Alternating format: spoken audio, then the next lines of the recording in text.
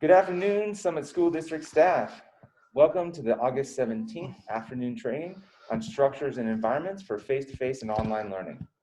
It is such a pleasure to have you. I'm Ben Lawson, Curriculum Professional Development Coordinator, and we are just so excited to dig into teaching and learning. We know things are going to look different this year, and we're super excited about how do we deliberately design the things that we're doing to match these new environments. My name is Peter Hansen. I'm the IB and Authentic Learning TOSA for the district. Let's get rolling. So the first thing we wanted to start with is a couple of the structures that we're going to be utilizing. So the first thing is you're going to see that we're going to have these big blue screens that say, hey, this is the resources section. And for each of our kind of visual videos, think about them as modules, right? We're going to have some resources and information we're going to work with and synthesize. Then we're going to move into some self-reflection of, okay, how does that work and what's my background knowledge and how does that apply? And then we'll move into an actual task of, okay, what are we going to engage in and what's our next step? So starting with the resources, let's think about our resources and our schema from last year. We know that as educators, we had to pivot very quickly, and we dropped into a setting that we'd never engaged in before. We also know that emergency remote learning is not the same as intentional planned distance instruction. And so that's one of those shifts of, okay, what did I learn and what did we experience last spring? And now, how am I going to engage in that differently? We wanted to frame the big picture a little bit too about how have we built out the professional development for these first few days, since we know we have a few extra days this year that we're really engaging. So we know that we started with our opening ceremonies last Thursday. Then we dropped in the afternoon and we each went into our different buildings and what are some of those logistics? And you had Friday as teachers to really engage with, okay, what were those things and how do they apply and how do I move my desks? All those kinds of pieces. Now this morning we started with equity and building those relationships and what are the things from Castle that are really going to be a part of how we're meaningfully forming connections. And now this afternoon we're looking at, okay, what are the academic environments and structures and how is that going to look? So that's where we're at right now. Tomorrow again, you're going to have another teacher day to really continue engaging in that work and doing your planning. We wanted to make sure that we honored the time that you need to make things work for you. Wednesday morning, we're going to start digging into the 2020 standards. Even though there's things that in the world have paused, the shifting to our 2020 standards has not. So we need to articulate what are we teaching. And then later Wednesday and moving into Thursday, we're going to dig into some of those tech tools because we know that there are some things that we have at our disposal now that we haven't had before, or we're using other tools in new ways. And on Friday, then we're digging into planning and design because we've talked about, okay, who are our learners? How are we making and forming meaningful relationships? What are the environments that and routines that we're deliberately setting up? What are our standards that we're teaching? What are the tools? And now let's kind of tie all that together. So we just kind of wanted to frame the big picture. What do those pieces look like? Now, just like with any instruction, we want to be super clear. What do our targets look like? So as we're thinking environments, we've actually broken environments into two specific pieces, and it's all through the lens of during the first days of school, because that's really our focus right now. What do we need to do to set ourselves up for success? The first thing is we have to take care of ourselves. And so establishing healthy personal routines in order to best serve our scholars, that's our first target and our first focus for this afternoon. And the second piece is that my scholars and I develop our systems and routines so that they know what to expect, that I've explicitly taught those aspects. That's where we're going to move into our PDSA model. Throughout today's training and the rest of the year, we're going to be using some key tools. The first is a key text. The Distance Learning Playbook by Fisher, Fry, and Hattie was recently published in response to the COVID-19 pandemic and its impacts on education, teaching, and learning. We're going to be using this tool to connect best first instruction to face-to-face learning, as well as design for online and remote environments. When you see these icons on the sides of your slides, you'll know exactly where to find what we're talking about in your text. Please have your text ready for our PD today. The second tool we're going to be using is the Plan, Do, Study, Act cycle, or the PDSA cycle. This is widely used in education to strategize on how to improve practice and learning. This cycle starts with plan, where we recognize an opportunity to improve and strategize a change. Then we try that strategy. After the strategy, we study. We set aside time to analyze data and evaluate the results. And finally, we act. We refine the change based on what was learned. We can keep it in place as we tried it. We can change it and try something different, or we can stop it altogether. When we use the PDSA cycle, we'll be asking you to consider some questions today. In the plan stage, we need to ask, what do we need to improve? What specific results do we want? And what strategy might we test and how? In the do stage, we're asking when and how did we do it? In the study stage, we're asking, what were the results? Did what we think happen, or did something else happen? And finally, in ACT, we ask ourselves, what changes are we going to make based on our findings?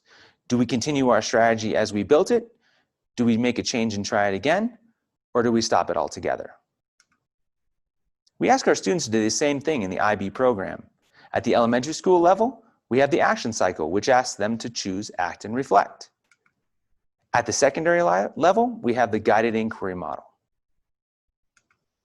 Today, we're first going to be engaging with the PDSA model in the act and study. This is where we're going to reflect on last year, what worked, what were the results, and what we can improve. So as we think about the context of today's target and really making sure that we're establishing our own personal routines, we wanted to drop into an analogy that we hear and use all the time, which is the airplane air mask analogy.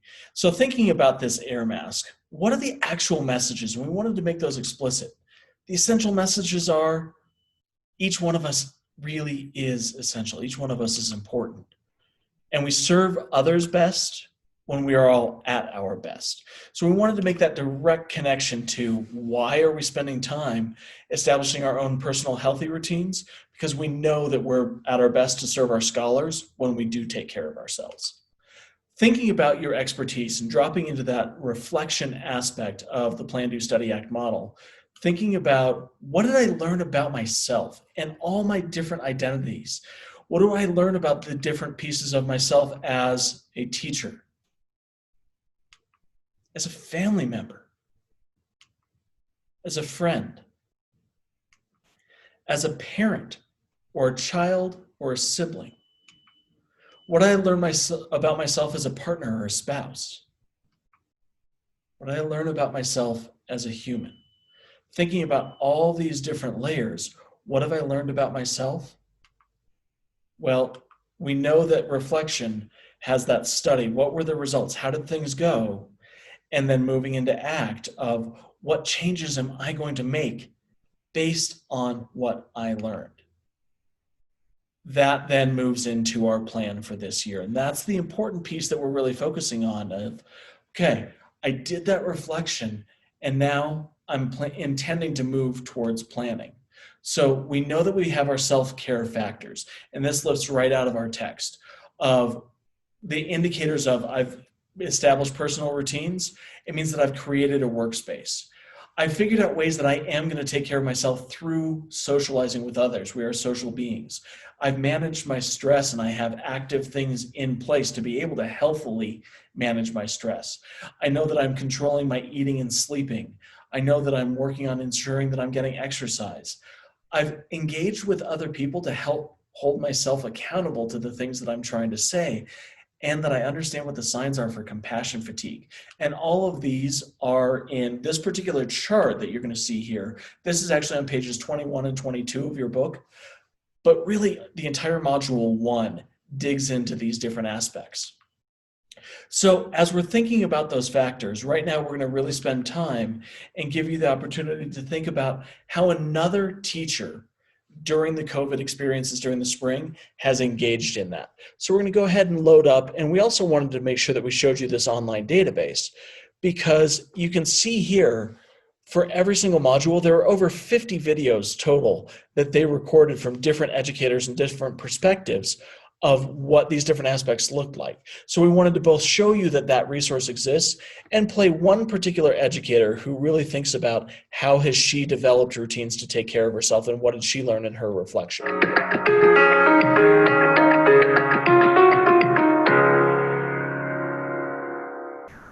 Exercise and eating a balanced diet have always helped me manage stress, but right now I find myself needing both of these things more than ever. Before we shifted to distance learning, like most classroom teachers, I felt like I was on my feet and walking the classroom a lot. Now I know that I have to be so much more intentional about getting in my steps throughout the day. When we first started distance learning, I felt very sedentary. I was seated in front of a computer much more than I'm used to. And so I found it really useful to get up periodically throughout the day, take a little walk around the neighborhood, or maybe even just a few laps around the house to help relieve stress and refocus before getting back to work. I really love exercising. And so to me, there's nothing better than lacing up my shoes and going for a run after a long day of work. I know that I'm most successful and consistent with eating healthy and exercising when I plan ahead. So another thing that I've been doing since this all has started is I make my lunch the night before or the morning of the distance learning day, just like I would if I were heading to campus. Because as we all know, as we start taking Zoom calls, emails, planning and responding to text messages, we get busy. And so it's really nice to know that I have a healthy meal to go to when it's time for lunch. I know that all of these things take effort and planning, but when I take care of myself, I'm better for myself, I'm better for my students, and I'm better for my family. So we heard from that educator how she put some specific aspects into play. So we want to give you some time right now to actually go through and do your reflection. And we put up those same categories from the text of creating workspace, socializing, stress, eating and sleeping habits, exercise, commitment, partner, compassion, fatigue. Obviously, in 5 minutes, you're not necessarily going to be able to reflect on all of those, but pick a couple that really resonate with you, either because you did them really well and want to enhance them, or thinking about, boy, you know what, I didn't manage this well, and so I need to really take a little bit of time to focus on that. So you've got 5 minutes right now.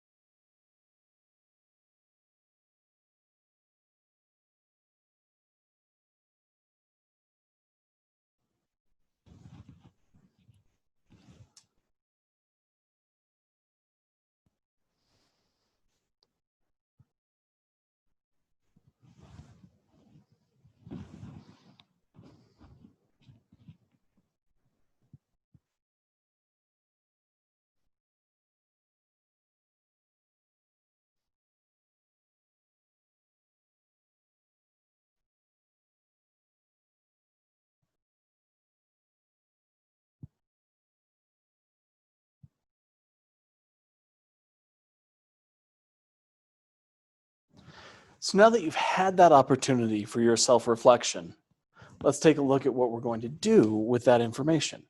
Remember, plan, do, study, act. So now that we've reflected, we're going to think about coming back to our target of establishing healthy personal routines. Now we're moving from act into plan. Okay, so we're going to outline 2 specific routines that you'll do to set yourself up for success. In the example that we heard, she articulated 2 specific things. One was her exercise routines, and one was making a lunch the night before in order to be able to make sure that she had healthy food. So those were 2 specific routines that she articulated.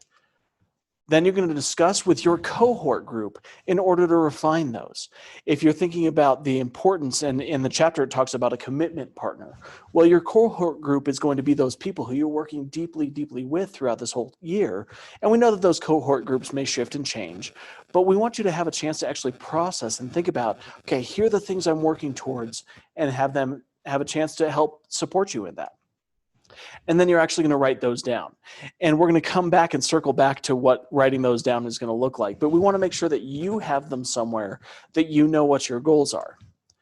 Success looks like, for you as a learner, what does success look like? Well, it may be that you've identified your place to work, so you understand what's in the background and the setting.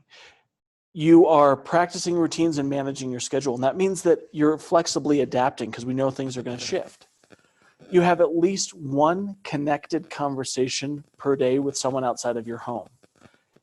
You have a plan for your personal well-being, and you're also recognizing those signs of trauma and compassion fatigue in yourself and others. And again, if you want to dig into any more of these concepts, Module 1 in the book, all of these pieces have pages about each of the topics.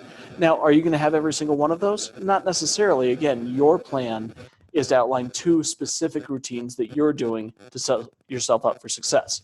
So your task is, as soon as I'm done speaking, you're going to pause this video at this point, and you are going to go through and articulate what are those 2 specific routines. Then you're going to connect and discuss with your cohort group what each of you is going to do. What are the 2 routines that each of you is going to work on? You're going to have those written down. We also wanted to be upfront right now as we begin the onset of this task that you will be submitting these in a form later, and the purpose is your authentic audience, and your authentic audience is yourself. We're going to be emailing all of these back to you in about 3 weeks or so. After we get into the year a little bit and have had a week or 2 with students, we're going to be emailing your goals back to you. So these are going to come to us in the form of a form, and we'll be shooting them back. You are your authentic audience. So we're going to help support and scaffold that, but we want you to know that they are going to need to be written down so that you can think about, okay, here's my goal, and here's what success with that specific goal is going to look like. We're going to ask you those 2 questions. What's the goal, and what are your criteria for success? So go ahead, pause this video right now. You're going to outline your routines. You're going to discuss them with your group, and you're going to go ahead and commit those onto writing. So now we're moving on to the second of today's targets. My scholars and I develop systems and routines. So why do we start with planning routines? Because being proactive, not reactive, is the key to good classroom management. Because a classroom management plan outlines the procedures, routines, and expectations for all students in the class. That helps them be settled and have a sense of safety. And classroom routines can positively affect academic performance as well as their behavior. So we're going to jump back into the Plan, Do, Study, Act, or PDSA cycle. And we're going to focus on reflecting. We're going to look back to the spring of 2020. We're going to take what we know about our procedures and routines in the face-to-face classroom, and then think about the ones also that we set up in online and remote environments. What were the results of those? And what are the changes we're going to make based on those findings?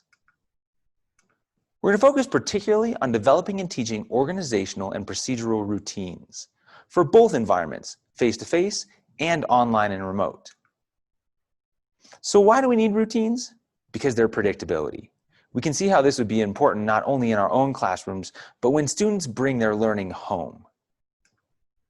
Routine helps simplify a complex environment and inform students on exactly what to expect, what is expected of them, what is acceptable. Think about all the work we've done with PBIS, setting expectations up, setting up procedures and routines to support students in the learning, the unlearning, and the relearning of behaviors and skills. It allows students to quickly accomplish tasks and create smoother transitions. And it empowers students with greater responsibility and more self-management. That last one is going to be particularly important when our scholars go home on Wednesdays or on the days that they have hybrid learning, or if we transition to remote online learning. So what happens when we have these things in place, or what do we think will happen? They dedicate time to learning. At home, this is particularly important when their time is not parsed out for them. They're adaptable to learning and others learning. They feel safe, welcomed, and valued. They embrace learning as meaningful and relevant. And they understand that learning is a process that requires patience with self and others. We're really working on these in SEL competencies. Some might call these academic mindsets or learning mindsets. Some might call them the 21st century skills or the 4 C's. By the way, all these scholar outcomes are found on page 27 of the Distance Learning Playbook. When we think about how we bring out those outcomes in students, we think about the characteristics of effective routines. Routines like greetings or handing in work, or how you end meetings, or the ways in which you engage or reflect during sessions. The characteristics of effective routines are that they're predictable, that they're explicit, and oftentimes they can be communicated visually, like with pictures, words, or posted in plain sight. This means that they can be accessed by students easily, and they can be visually reminded of what they need to do, when they need to do it, and how they need to do it. So we want you to reflect on your routines from last spring, particularly the ones in online and remote environments. We want you to consider your weekly scheduling. How were things set up for the week during online and remote learning? What was the daily schedule like? Was it predictable? Was it day-to-day? Was it every other day? What signals did you utilize to get students to cue into things, to do work, or to start working? What did your transitions look like? Attention. How were materials accessed? What were the routines and procedures for accessing materials? And you were a material on Zoom as well.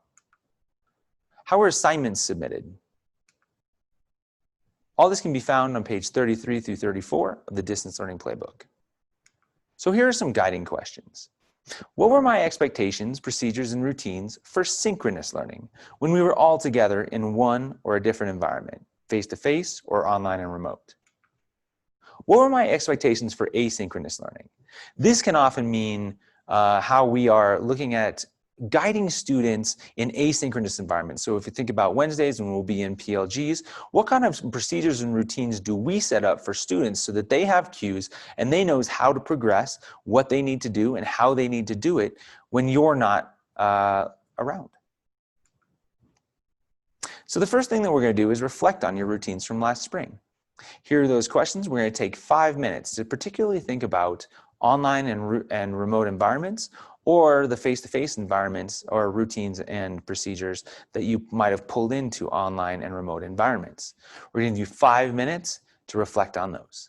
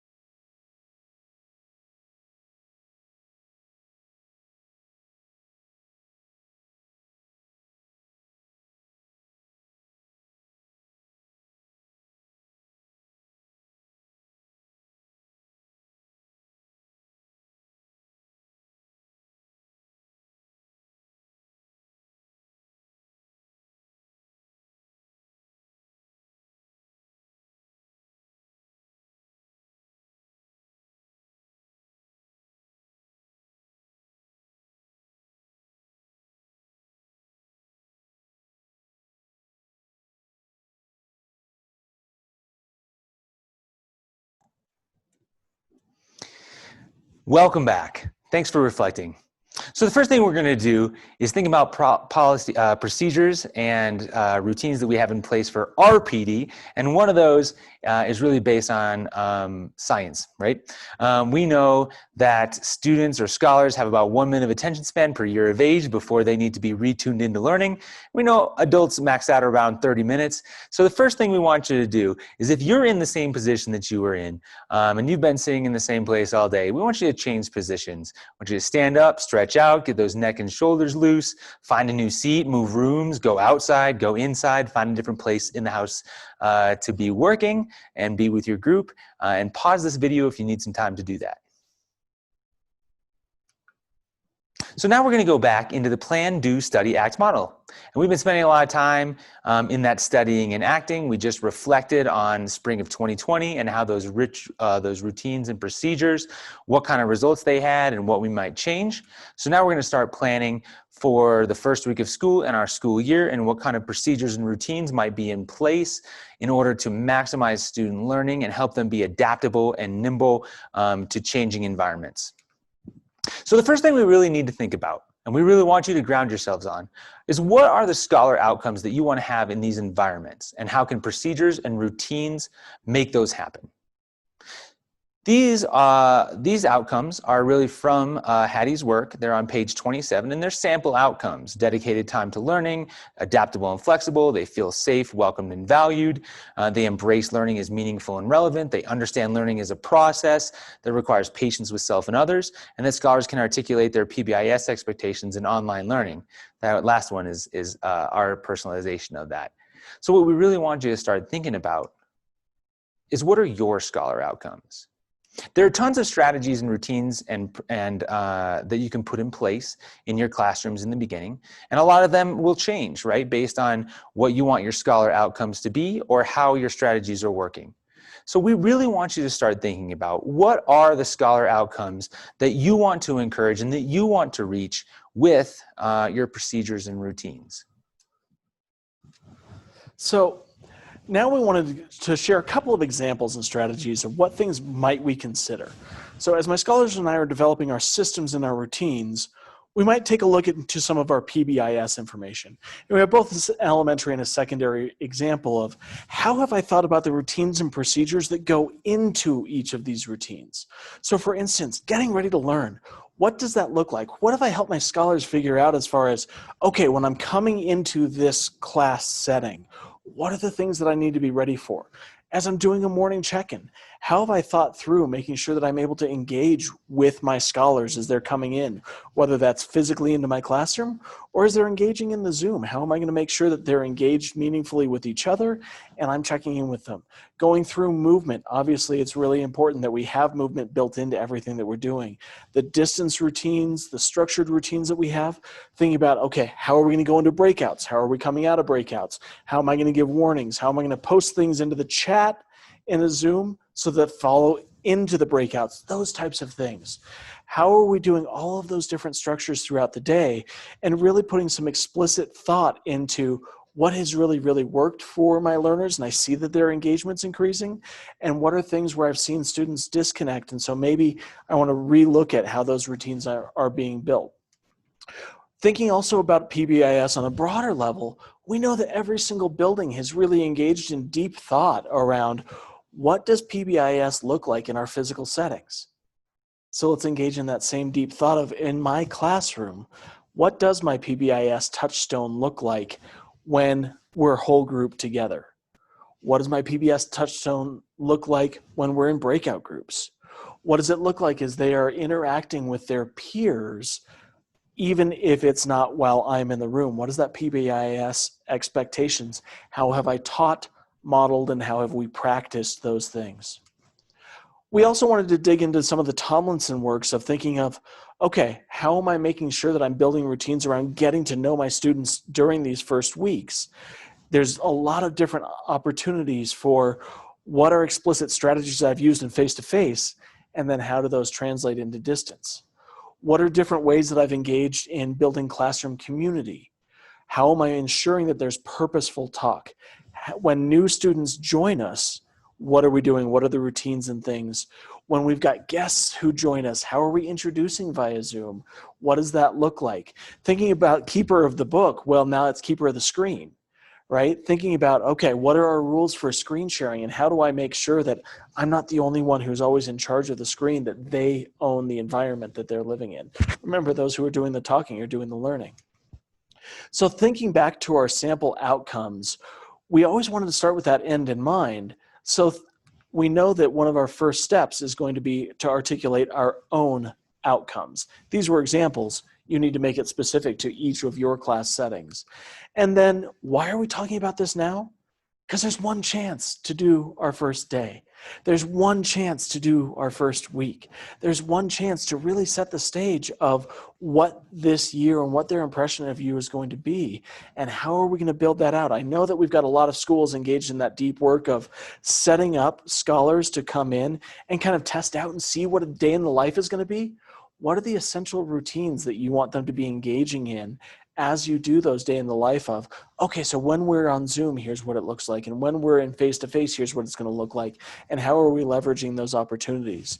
So we're actually going to take the time to step back and provide you with some voices from the experts and voices from the research. And we're not going to try to synthesize that. We're actually just going to let you guys engage in the reading of it. So what we're going to do is step into Module 2. And we're going to allow you guys to absolutely engage in that in whatever way works best for you. And so we're going to take a look at our task in just a minute. Before we look at our task, we wanted to revisit our targets. During the first days of school, we're thinking about our environment. We're thinking about specifically, how am I making sure that I am the best me that I can be in our environment? And that means that I'm establishing those personal routines to best serve my scholars. Then we also thought about, what are the routines that we're going to build in order to create that caring environment that I'm looking for? So those are the two targets we're looking at today. And thinking about moving into that Module 2, which is all about the first days of school, you're going to have a chance to read, reflect, collaborate with your peers, and turn those thoughts into planning. Again, thinking about plan, do, study, act, that cycle. So here's your task. The first part, step 1, is you need to articulate the outcomes you want for your scholars. What is the purpose of each of your routines? What are you trying to get them to engage in, or how do they want to interact? Second part, you're going to actually have a chance to go through and read Module 2. Okay, and that's that study aspect of PDSA. You're going to reflect, which is moving study into action. Then you're going to actually plan out your classroom routines. And you're going to have the rest of today to do that. And obviously tomorrow is a day where you have the opportunity to do whatever planning and preparation you need. So you've got some time to be able to do planning with your classroom routines. Then by 4 o'clock today, we're going to ask you to complete this survey. And I want to go back to what we'd said at the onset of, the survey is going to be specific to you, because we're going to take the information from the survey and send it back to you. What were the goals that you were setting as your own personal goals to take care of your health, and what does that success look like? And then also thinking about your routines and the time that you've used here. So there's a couple of different ways to access that survey. Obviously the link is there in the slide deck, or if it's easier for you, there's a QR code right there. Thank you so much. We really appreciate all of your time, all of your hard work. You are absolutely phenomenal. It is a pleasure getting to study the craft of teaching with you.